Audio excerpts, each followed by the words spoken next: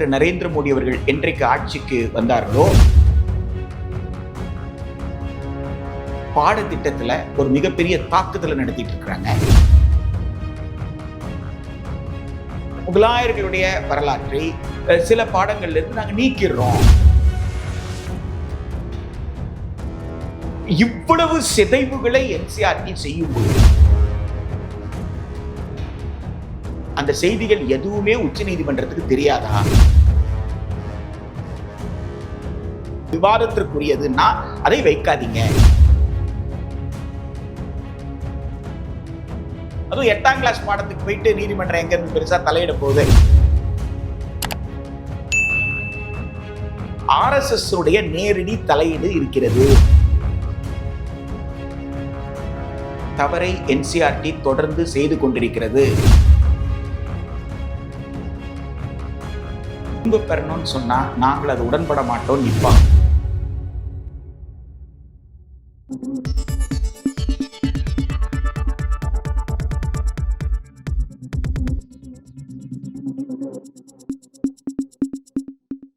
நேயர்களுக்கு வணக்கம். இன்றைக்கு நம்முடன் அரசியல் பேசுவதற்காக பொதுப்பள்ளிக்கான மாநில மேடையின் பொதுச் செயலாளர் மற்றும் எஜுகேஷன் ஆக்டிவிஸ்ட் திரு பிரின்ஸ் கஜேந்திர பாபு அவர்கள் இணைந்திருக்கிறார். வணக்கங்க. இடையில ஒரு முக்கியமான ஒரு பொலிட்டிக்கல் டெவலப்மெண்ட் சொல்லணும். 8ஆம் கிளாஸுக்கான என்சிஆர்டி தயாரித்த அந்த சோஷியல் சயின்ஸில் அந்த எஜுகேஷன் சிலபஸில் பார்த்தீங்கன்னா நீதித்துறையில் ஊழல் அப்படின்ற மாதிரியான ஒரு குறிப்பிட்ட பாடப்பகுதியை இடம்பெற செஞ்சுருந்தாங்க. தலைமை நீதிபதி திரு சூரியகாந்த் அவர்கள் ரொம்ப கடுமையான விமர்சனத்தை அதில் முன் வச்சாங்க. உடனடியே அந்த விஷயங்களை திரும்ப பெற்று அரசாங்க விநியோகத்தை புத்தகத்தை திரும்ப பெற்று இமீடியட்டாக அதில் சரி பண்ணியிருக்காங்க. ரொம்ப காட்டமாக நீதித்துறை இந்த விஷயத்தில் மிகப்பெரிய ஒரு கடிஞ்சு கொட்டிக்கிட்டாங்க அப்படிங்கிறத பார்த்தோம்.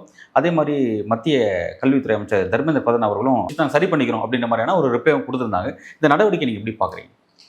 முதல்ல என்சிஆர்டி அந்த பாட புத்தகத்தை எழுதக்கூடியவர்கள் அவர்களுடைய நேர்மைக்கு விடப்பட்ட சவால் இந்த சிக்கல் என்று நான் பார்க்கிறேன். பொதுவாக ஒரு பாடத்திட்டத்தை எழுதியவர்கள், நேர்மையாக ஒரு பாட பகுதியை எழுதியவர்கள் சரியான தரவுகளை வைத்து தாங்கள் உறுதி செய்து கொண்டு இந்த பருவத்தில் இந்த வயதில் இருக்கிற மாணவர்களுக்கு இதை தரலாம் என்கின்ற அளவில் உளவியல் ரீதியாக பரிசோதித்து கொண்டு தான் ஒரு பள்ளி பாடத்திட்டத்தை எழுதுவாங்க. அப்படி எழுதிட்டாங்கன்னா திரும்ப பெறணும்னு சொன்னால் நாங்கள் அது உடன்பட மாட்டோம் நிற்பாங்க. அவங்களுக்கு பேர் தான் ஆசிரியர். அது என்சிஆர்டி ஒரு பதட்டப்பட்டு நான் அதை திரும்ப பெறுகிறோம் என்று சொல்வதும், விற்றுவிட்ட புத்தகங்களை கூட திருப்பி கொண்டு ஒப்படைச்சிருங்க அப்படின்னு சொல்றதும் ஒரு மிகப்பெரிய தவறை என்சிஆர்டி தொடர்ந்து செய்து கொண்டிருக்கிறது என்பதை அவர்களே ஒப்புக்கொண்டார்கள் என்றுதான் நான் இந்த விஷயத்துல பார்க்கிறேன். இது தொடர்ச்சி நடக்கக்கூடிய ஆக்டிவிட்டியா? இது கிட்டத்தட்ட திரு நரேந்திர மோடி அவர்கள் என்றைக்கு ஆட்சிக்கு வந்தார்களோ அவர்கள் கீழே இயங்கக்கூடிய இந்த ஒவ்வொரு துறையில் இருக்கிற சிக்கல் போல கல்வித்துறையில் பாடத்திட்டத்தில் ஒரு மிகப்பெரிய தாக்குதலை நடத்திட்டு இருக்கிறாங்க. குறிப்பாக உங்களுக்கு சமூக அறிவியல் ஆகட்டும், அறிவியலில் அறிவியலற்ற தன்மையெல்லாம் அறிவியல்னு சொல்கிறதும், சமூக அறிவியலில் திரிபுகளை, அதாவது ஆதாரப்பூர்வமாக இல்லாத விஷயங்களை ஆதாரத்தோடு சொல்லுவதை போல சொல்லுவதும், உண்மைகளை மறைத்து விடுவதும் என்பது தொடர்ந்து நடந்துகிட்டு இருக்கு. ஒரு காலகட்டத்தினுடைய அரசு அப்படின்னு எடுத்துக்கிட்டிங்கன்னா அந்த காலகட்டத்தில் இந்த அரசை நீங்கள் மறைக்க முடியாது. இந்த அரசு இருந்தது. அப்போ அந்த அரசினுடைய நிர்வாகத்தின் கீழே சிக்கல்கள் இருந்ததுன்னா அந்த மாணவர்கள் புரிந்து கொள்வார்கள். உதாரணத்துக்கு ரயட்வாரி முறை அப்படின்னு சொல்றது முகலாயர் காலத்தில் வந்தது அப்படின்னு சொன்னால், அப்போ அந்த ரயத்வாரி முறையினுடைய தொடர்ச்சி தான் இன்றைய வரி விதிப்பு, நில வரி விதிப்பு அப்படின்றதுக்கு அது ஒரு தொடக்க புள்ளியாக இருந்திருக்கு. அப்போ நிலத்தை அளப்பது, நிலத்தினுடைய பயிர் தன்மையை பார்ப்பது, எவ்வளோ மழை வருது, எவ்வளோ பயிர் விளையும், அதுக்கு தகுந்தாற் போல வரியை விதிப்பது என்கின்ற ஒரு முறையை அவர்கள் அறிமுகப்படுத்தியிருக்கிறார்கள். அப்படின்னா அதுக்கு முன்னாடி இருந்தவங்க எந்த முறையை பின்பற்றினாங்க, அதுக்கு பின்னாடி இருந்தவங்க எந்த முறையை பின்பற்றினாங்க, அப்போ எது நல்லது என்று ஆராய்ந்து மாணவர்கள் தெரிந்து கொள்வதற்காக ஒரு வரலாற்று நிகழ்வுகளை நாம் அப்படியே கொடுப்பது தான். ஆனால் இவர்கள் முகலாயர்களுடைய வரலாற்றை சில பாடங்கள்ல இருந்து நாங்கள் நீக்கிறோம் அப்படின்றாங்க. இருந்த காலகட்டத்திலேருந்து நீக்கிறோம், அது பின்னாடி வரும் அப்படின்னு சொல்றதும், அதை சுருக்கி கொடுக்கறதும். அப்புறம் அக்பர் த கிரேட் அப்படின்னு சொல்லும் பொழுது, அக்பர் த கிரேட்ன்றது அவர் பெரிய இராணுவ படையை வச்சுட்டு இருந்தாருன்றது இல்லை. அவரை விட பெரிய படை வச்சிருந்தவங்கெல்லாம் உண்டு. அக்பர் வந்து மத நல்லிணக்கத்திற்கு, சமய நல்லிணக்கத்திற்கு, யாரையும் புண்படுத்தாமல் எல்லா மதங்களிலும் அவருக்கு எதெல்லாம் நல்லதுன்னு பட்டதோ அதையெல்லாம் எடுத்து, இதெல்லாம் இந்த நல்ல கருத்துக்களை மட்டுமே வைத்துக்கொண்டு ஒரு மதமாயே இருக்கக்கூடாது என்கின்ற அளவில் எல்லோரையும் அரவணைத்துக் கொண்டு போனார் என்பதனாலதான் அவர் அக்பர் த கிரேட். ஆனா அக்பர் த கிரேட்ல த கிரேட்ன்றது எடுத்துடுறேன்னு சொல்றது சிறுபிள்ளைத்தனமாக இருக்குதே தவிர, இதுதான் என்சிஆர்டி செஞ்சிட்டு இருக்கு. இவ்வளவு சிதைவுகளை என்சிஆர்டி செய்யும் பொழுது இல்லாத சரஸ்வதி நதியை பற்றி இருபது போல் சொல்லணும்னு நினைக்கிறதும், வரலாற்றை எப்படி வேணாலும் திரித்து சொல்லலாம் அப்படின்னு முற்பட்டதும், அதே போல அறிவியல் உட்பட இவ்வளவு செய்திகள் பத்திரிகையில வந்திருக்குது. அந்த செய்திகள் எதுவுமே உச்ச நீதிமன்றத்துக்கு தெரியாதா என்பதும், இந்த ஒரு விஷயத்திற்காக மட்டுமே உச்ச நீதிமன்றம் இவ்வளவு பதட்டப்பட வேண்டுமா? இந்த அளவுக்கு அவர் பதட்டப்படுற அளவுக்கு, கோவப்படுற அளவுக்கெல்லாம் கூட அங்க ஒரு பெருசா ஒன்றும் விவரத்தோடெல்லாம் ஒன்றும் இல்லை. அதை பதட்டமா தான் பார்க்கணுமா? அது பதட்டமா பார்க்க வேண்டிய அவசியம் இல்லை. இது பதட்டப்பட்டதுனாலதான் ரெண்டு பக்கமே சிக்கல் இருக்கு அப்படின்னு நாம வந்து பார்க்கிறோம். என்ன என்சிஆர்டியை பொறுத்த வரைக்கும் அது நேர்மையாக இந்த ஆதாரத்தோடு எழுதினேன், இதற்காக எழுதினேன்னு சொல்லியிருக்கலாம். சொல்ல முடியாதவங்க. காரணம் என்னன்னா, நீங்க செயலாட்சியை பத்தி, எக்ஸிக்யூட்டிவை பத்தி பேசல, லெஜிஸ்லேச்சரை பத்தி பேசல. நாடாளுமன்றத்தில் ஒரு சட்டத்தை இயற்ற வேண்டும் என்றால் அதை எந்த நடைமுறைப்படி இயற்ற வேண்டும், அவ்வாறு இயற்றுவதில் என்ன சிக்கல் நேர்ந்திருக்கு, அதில் first reading, second reading, third reading சொல்லுவாங்க. தாக்கல் செய்வது, அதுக்கப்புறம் வந்து தாக்கல் செய்யும் பொழுது வந்து முதல் முறை அதை வாசிப்பது, அதுக்கப்புறம் விரிவாக வாசிப்பது, அதற்கப்புறம் ஒவ்வொரு கிளாஸா வாசிப்பது, ஒவ்வொரு பிரிவாக அதை பற்றி விவாதிப்பது, இதற்கிடையில தேவைப்படுமையானால் அது நாடாளுமன்ற நிலைக்குழுவுக்கு போய்விட்டு வருவது. இப்படி 6 நடைமுறை இருக்கு, 6 படிகள் இருக்கு. ஒரு மசோதா தாக்கல் செய்து அது குடியரசுத் தலைவர் ஒப்புதலுக்கு செல்லும் வரை 6 படிகளை தாண்டணும். அது அப்ப அந்த 6 படிகளுக்கு போதுமான அளவு இடைவெளி கொடுக்கணும். அப்ப சமீப காலத்தில் இயற்றப்பட்ட சட்டங்கள் அவ்வாறான இடைவெளி கொடுக்கப்பட்டதா, கொடுக்கப்படலையா, அப்போ நாடாளுமன்ற ஜனநாயகம் வலுவிழக்குதா இல்லையா என்று அவர்கள் விவாதித்திருக்கணும். என்சிஆர்டி அதை அவர்கள் விவாதிக்கல. அதே மாதிரி அரசு எவ்வாறு நடந்து கொண்டது, அரசு நடந்து கொள்வதில் என்ன மாதிரி சிக்கல்கள் இருந்தது என்பதை பற்றி அவர் விவாதித்திருக்கணும்.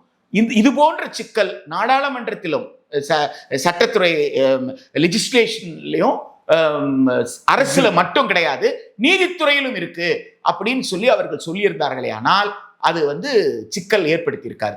அவங்க வந்து லெஜிஸ்லேச்சரை விட்டுட்டாங்க, நாடாளுமன்றத்தை விட்டுட்டாங்க, அரசை விட்டுட்டாங்க.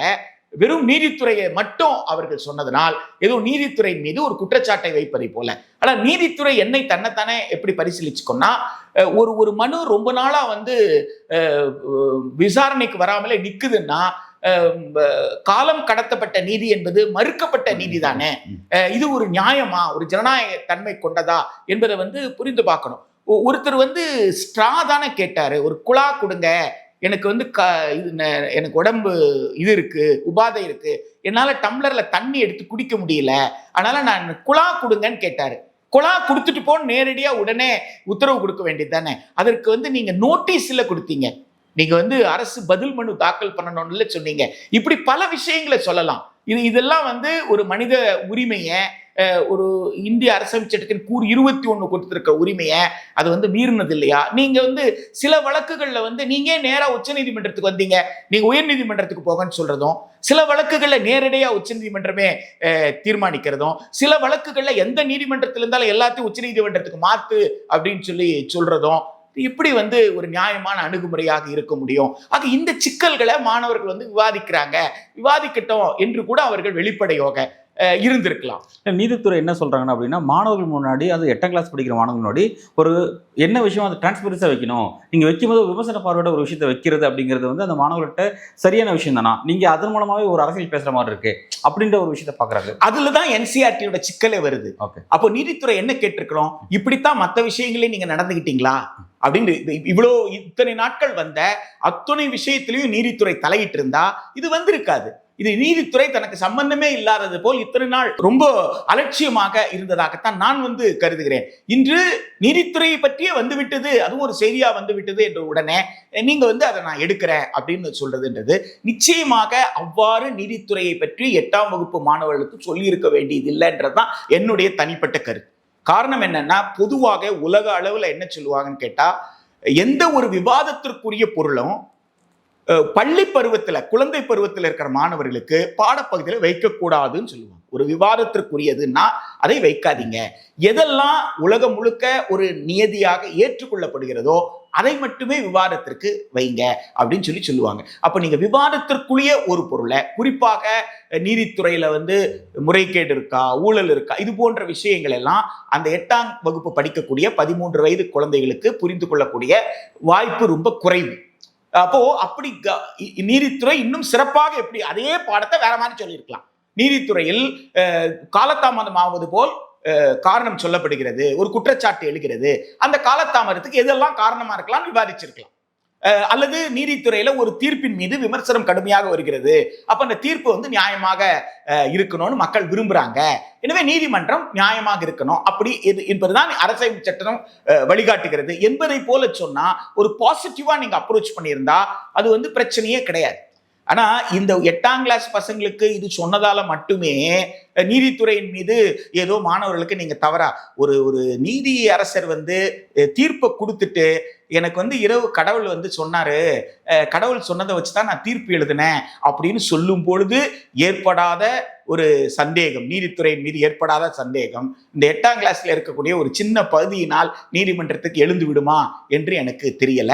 என்சிஆர்டி செய்தது தவறு, அவர்கள் தொடர்ந்து அந்த தவறை செய்து கொண்டிருக்கிறார்கள்.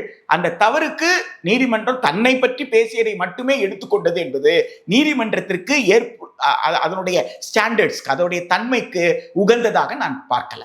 இன்னொரு விஷயம் இப்போ என்னன்னா, இப்போ நீதிமன்றத்துக்கு ஒரு சுப்பீரியர் பவர் இருக்கு. இப்போ அவங்க இந்த விஷயத்தை கொஞ்சம் பரந்துபட்ட பார்வையில் நீங்கள் பார்க்கலாம்னு நான் நினைக்கிறேன். இப்போ நீங்கள் சொன்ன மாதிரி கூட okay let to all or debate அப்படின்ற மாதிரி எல்லா விஷயத்தையும் வைங்க, எக்ஸிக்யூட்டிவ் பாடி கொண்டு வைங்க, நிர்வாக நாடாளுமன்றத்தை கொண்டு வைங்க, என்னென்ன நடக்குது டிபேட் பண்ணுவோம் அப்படின்ற மாதிரி பொதுவாக கூட அதை அப்படி இன்சிஸ்ட் பண்ணியிருக்கலாம். பட் அப்படி பண்ணாமல் எதை பற்றியும் பேசல, ஏன் இதை பற்றி பேசுறது மட்டும் அதை மட்டும் ரீப்ளேஸ் பண்ணுங்க, அதை மட்டும் அழிங்க அப்படின்னு சொல்றது அப்படிங்கிறது உண்மையிலே அவங்களுக்கு அந்த அதிகாரம் இருக்குல்ல, ஏன் அந்த அதிகாரத்தை பயன்படுத்தலன்னு ஒரு கேள்வி. இந்திய அரசியலமைப்பு சட்டத்தின்படி 3 பேருக்குமே, நாடாளுமன்றத்திற்கும் அரசுக்கும் உச்சநீதிமன்றத்திற்கும் 3 பேருக்குமே தனித்தனியாக அதிகார எல்லைகள் என்பது வரையறைக்கப்பட்டிருக்கு. இதுல யாருமே தாங்கள் நினைத்ததை தான் தான் பெரிய ஆளு, தன்னை ஒன்றும் கேட்க முடியாது என்பதெல்லாம் ஒண்ணுமே கிடையாது. எல்லோருமே சட்டத்திற்கு உட்பட்ட, உச்சநீதிமன்றமும் சட்டத்துக்கு உட்பட்டது தான். இந்த இடத்துல நீங்கள் கூறியதை போல் உச்சநீதிமன்றம் ஓவர் ரியாக்டட் அப்படின்றது தான் நாம பார்க்கிறோம். அது அதீதமாக ஒரு கவலையை வெளிப்படுத்தியிருக்கு. இந்த அளவிற்கு சொற்களை அவர்கள் பயன்படுத்தியிருக்க வேண்டியதில்லை, உடனடியாக நீக்கு என்று பயன்படுத்த வேண்டியதில்லை. என்சிஆர்டியை பற்றி தொடர்ந்து இத்தகைய புகார்கள் வருகிறதே ஏன் என்ற கேள்வியை அவங்க எழுப்பியிருக்கும்.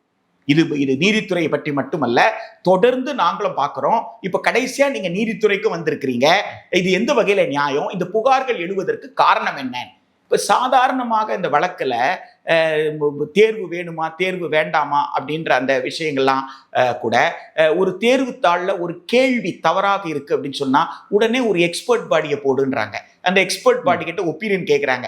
அது போல நீதித்துறை என்ன பண்ணியிருக்கணும், ஒரு எக்ஸ்பர்ட் பாடியை கான்ஸ்டியூட் பண்ணி இந்த என்சிஆர்டி பற்றி தொடர்ந்து எழக்கூடிய வல்லுநர் குழு இதை ஆய்வு செய்து என்சிஆர்டியில் என்னதான் சிக்கல் என்பதை எங்களுக்கு சொல்லுங்கன்னு கூட கேட்டிருக்கலாம். அப்படி எதுவுமே கேட்காம அவர்கள் நேரடியாக இந்த போர்ஷனை எடுத்துட்டா உன்னை திருப்தி அடைகிறது இருக்கு பாருங்க, அது ரொம்ப ஆபத்துன்னு நான் பார்க்குறேன். நீதித்துறையில ஒரு மாண்பு இருக்கு. அது என்னன்னா ஒரு நீதிபதி தான் சம்மந்தப்பட்ட வழக்கு வருதுன்னா அதுல அவர் ஒதுப்பார். அது ஒரு மாரல் விஷயத்த பின்பற்ற ஒரு வழக்கு இருக்கு.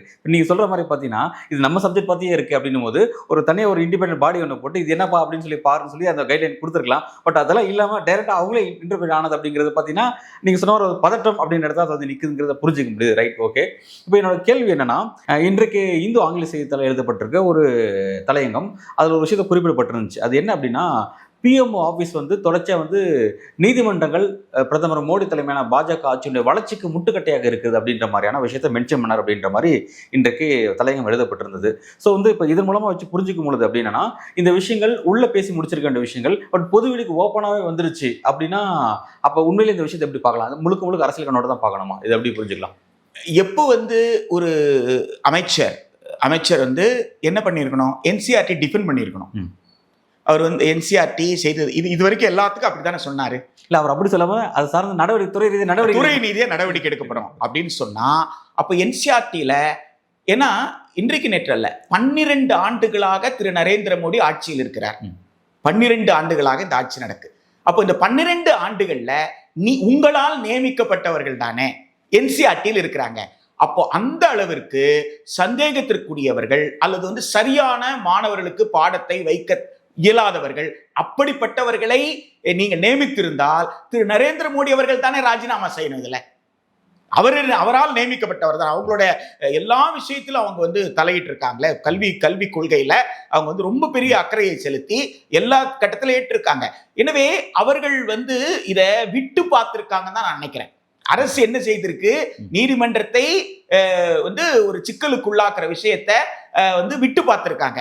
நீதிமன்றம் ரியாக்ட், ஏன்னா எதுக்குமே நீதிமன்றம் ரியாக்ட் பண்ணல, இதுக்கெல்லாம் போய் ரியாக்ட் பண்ணிடுவாங்களா, அதுவும் 8ஆம் கிளாஸ் பாடத்துக்கு போயிட்டு நீதிமன்றம் எங்க இருந்து பெருசா தலையிட போகுது அப்படின்னு எடுத்துக்கிட்டு இருந்திருக்காங்க. இப்ப நீதிமன்றம் இந்த மாதிரி வெளிப்படையாக அது ஒரு வழக்காகவே எடுத்து பண்ணதுக்கு அப்புறம் அந்த பதட்டத்துல தான் அவர் என்ன சொல்றாருன்னா, அமைச்சர் வந்து நாங்க சம்பந்தப்பட்டவர்கள் மீது நடவடிக்கை எடுப்போம் என்கின்ற அளவுக்கு அவங்க போறாங்க. அதுதான் ஒரு நியாயமான ஒரு ஆசிரியர் ஒரு பாடத்தை எழுதுவாரே ஆனால் அவர் அந்த பாடத்தை எழுதுவதற்கு முன்னாடி தன்னை வந்து எல்லா தரவுகளையும் பெற்று தன் அளவுல அது நியாயம் என்று உணர்ந்துதான் எழுதுவார். அப்படி எழுதுவர் திரும்பி பெறு அப்படின்னா நிச்சயமா திரும்பி பெற முடியாது.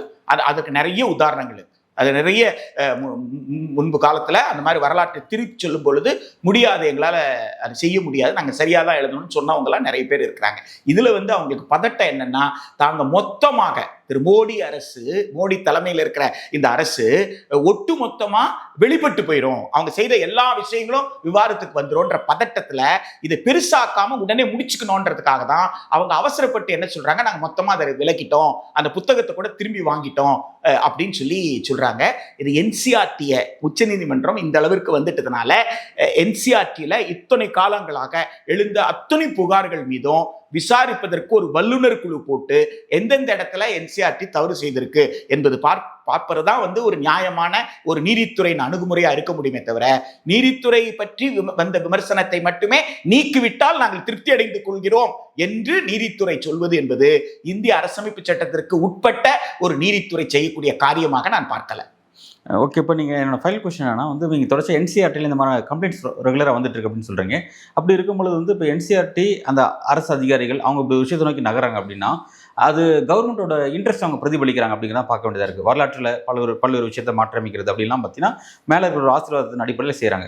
சப்போஸ் இப்போ அதோட எக்ஸ்ட்ரீம் லெவலில் நீதித்துறை டச் பண்ணிட்டாங்க, நீதித்துறையும் ரொம்ப ஓவர் ரியாக்ட் பண்ணிட்டாங்க அப்படின்னும் போது அவள் நடவடிக்கை பாயுது அப்படின்னா அப்போ வந்து இந்த அதிகாரிகள் கவர்மெண்டோட இன்ட்ரெஸ்ட் தான் பிரதிபலிச்சாங்க, பட் இதனால ஒரு பழி வருது அப்படின்னா அது அவங்க மட்டும் சுமக்கிற மாதிரி ஆயிடுமா? இது எப்படி புரிஞ்சுக்கிறது?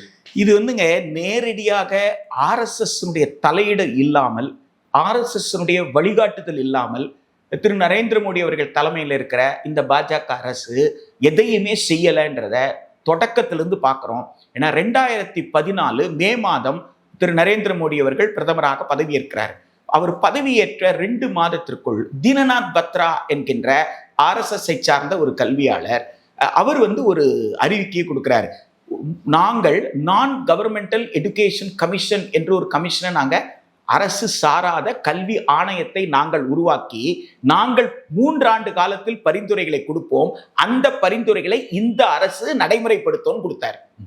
சரியா அந்த காலகட்டத்தை நீங்க எடுத்து பார்த்தீங்கன்னா 2014 some inputs draft national education பாலிசின்னு ஒரு ஆவணத்தை வந்து அவங்க வெளியிடுறாங்க. அரசு வந்து வெளியிடுது. அது எதன் அடிப்படையில் வெளியிடப்பட்டது என்பது கூட எதுவுமே அதுல வந்து குறிப்பிடப்படலை. எனவே நமக்கு நன்றாக தெரியக்கூடியது என்னன்னு கேட்டீங்கன்னா RSS நேரடி தலையீடு இருக்கிறது என்பதை. அப்போ இவர்கள் என்ன செய்வார்கள்னா, ஒருவரை எந்த அளவுக்கு தண்டிக்க போறாங்க, என்ன மாதிரி தண்டனை எல்லாம் நமக்கு தெரியாது. அமைச்சர் சொல்லிட்டாரு. அப்ப அவரை கன்வின்ஸ் பண்றதுக்கு என்ன பண்ண போறாங்க? ஏன்னா ஒரு தவறு செய்ய உடந்தையா இருந்த ஒருத்தர் வந்து நேர்மையாக எதையும் பார்க்க மாட்டார். எனவே அப்போ நேர்மையற்றவர் அப்படின்னு சொல்லும் பொழுது அவர் அதனாலதான் அவர் வந்து ஒரு இடத்துல இருந்து இன்னொரு இடத்துல மாற்றப்பட முடியும். அந்த மாதிரி விஷயங்களுக்கு முடியுதுன்னா, அல்லது யார் சொல்லி அவர் செய்தாரு, என்ன மாதிரி செய்தாரு என்றெல்லாம் பல விஷயங்களை அவங்க கவனிக்க முடியும் என்பதனால் அது வந்து அவங்களுக்கு சிக்கலே கிடையாது. 2வது, நாம வந்து இந்தியாவுடைய மேலாள் துணை குடியரசுத் தலைவருக்கு என்ன நிலைமைன்றதை நம்ம வந்து பார்த்தோம் இல்லையா? அவையிலிருந்து போனவர் திரும்ப அவைக்கே வரல. அப்புறம் நீண்ட காலம் அவர் எங்க இருந்தாருன்னு கூட நம்மளால வந்து தெரிய முடியாத அளவுக்கு இருந்தோம். ஸோ அதுதான் ஒரு கொடூரமான ஒருவரை பிடிக்கவில்லை என்றால் ஒருவர் தான் சொன்னதை செய்யாமல் அந்த நிமிடத்திற்கு அது வரைக்கும் கேட்டுக்கிட்டே இருந்தாரு. ஆனா இந்த ஒரு விஷயத்துல தான் சொன்னதை கேட்கலன்னா கூட அவரை உடனடியாக அவருக்கு ஒன்றுமில்லாமல் செய்து விடுவது என்பதுதான் RSS நடைமுறை. அந்த நடைமுறைக்கு ஏற்பதான் இந்த NCERT நடக்குமே தவிர இது எல்லாம் ஒரு பெரிய அதிசயமாலாம் இவங்க செய்கிற இந்த நாடகம் நமக்கு இந்த UGC ரெகுலேஷன்லயே வெளிப்பட்டதே. ஒரு பக்கத்துல ரெகுலேஷனை கொடுக்கறதும், இன்னொரு பக்கத்துல ABBயை விட்டு ஒரு அறிக்கையை கொடுக்க வச்சதும், அதுக்கப்புறம் உச்ச நீதிமன்றம் தலையிட்டு ஆமா இல்ல அப்படின்னு சொல்லி அதை நிறுத்தி வச்சு, இதுல இடஒதுக்கீட்டு பிரிவுக்கு வராதவர்கள் கூட பாதிக்கப்பட்டார்களா என்பதை கூட பாருங்க, அது என்ன செய்யறதுன்னு பாருங்க, அவங்களுடைய கவலைகளை கூட நீங்க கவனத்தில் எடுத்துக்கோங்கன்னு சொல்ற அளவுக்கெல்லாம் அது இந்த நாடகம் நடந்தது. எனவே RSS உடைய தலையீடு என்பது இதில் வெளிப்படையாக இருக்குது.